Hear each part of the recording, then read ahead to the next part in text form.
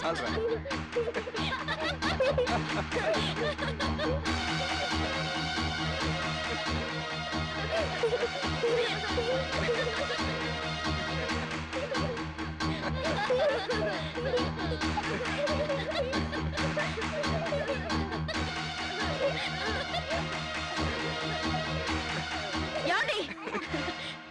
రాక పిల్లలు మన రూమ్ లో పడుకుందాం రండి. రాకపోతే వీపు చిట్లు కొడతాను రండి. మాకమ్మ దగ్గరే బాగుంది. అమ్మని నేను రా. కాదు నువ్వు మమ్మీవి. అంత బెళ్ళకోలం అయిపోయినా నోరు మూసుకుని పదండి. మీకే చెప్తున్నది. మీరు కూడా.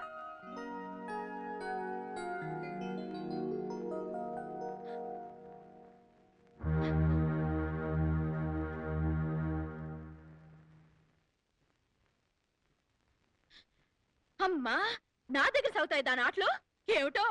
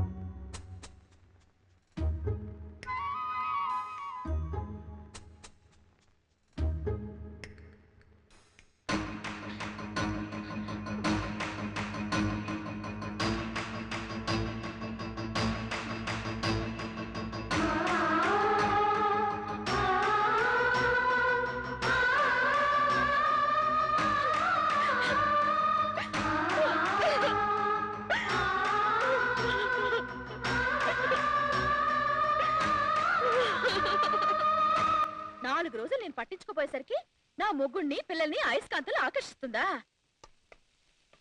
వంట చేయటంలో చెయ్యి తిరిగిందాన్ని ఒక్కసారి నా వంట రుచి చూసారో నా వైపు తిరిగిపోతారు. రంగి ఏంటమ్మా? టిఫిన్ రెడీ, డైనింగ్ టేబుల్ మీద సర్దు. అలాగేనమ్మా. ఆయన పిల్లలు ఆవురావురు మంటూ తింటారు. వెళ్ళి పిలుచుకొస్తా. ఏమండి ఏమండి? లత టిఫిన్ సూపర్. ఇంకొంచెం పెట్టు. రే మీరు కూడా తినండి రా.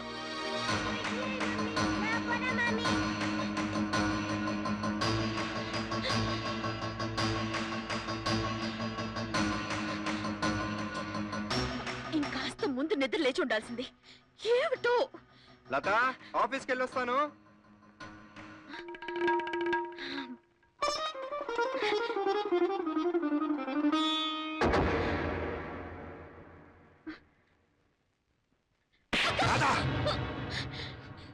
ఎన్నాళ్ళు నీ మీద జాలుండేది, ఇప్పుడు అది కూడా పోయింది. చిచి, అంత చిరాకు పడ్డానికి నేను చేసిన తప్పేమిటో.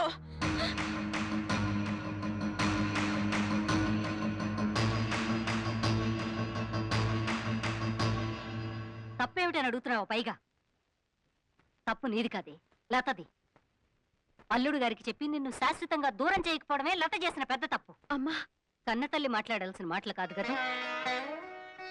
జీవితం అంతా అనుభవించడానికి నీ దగ్గర బోల్డ్ అంత డబ్బుంది, కాకపోతే అనుభవించడానికి జీవితమే లేదు. జానకమ్మా, జానకమ్మా, ఓ గ్లాసుడు పంచదార అరువిస్తావు? అలాగే. రాధ కదూ? ఏమిటోనమ్మా, నీకు మొగుడు ఉండి ఒకటే, నాకు లేక ఒకటే.